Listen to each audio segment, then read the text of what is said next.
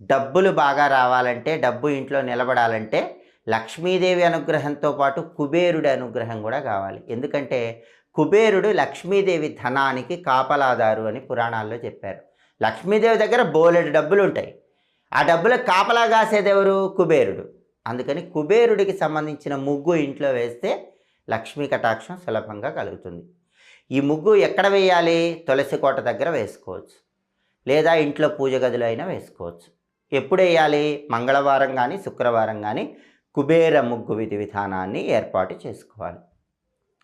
ఈ కుబేర ముగ్గు ఎలా వేయాలంటే, మీ ఇంట్లో పూజ గదిలో దీపం పెట్టిన తర్వాత మంగళవారం కానీ శుక్రవారం కానీ బియ్యం పిండి తీసుకోండి, ఒక పీట లాంటిది ఏర్పాటు చేసుకోండి. ఆ పీట మీద చక్కగా పసుపు రాసి కుంకుమ బొట్లు గంధం బొట్లు పెట్టి బియ్యం పిండితో ఒక పెద్ద చతురస్రం గీయండి, పెద్ద స్క్వేర్ గీయండి.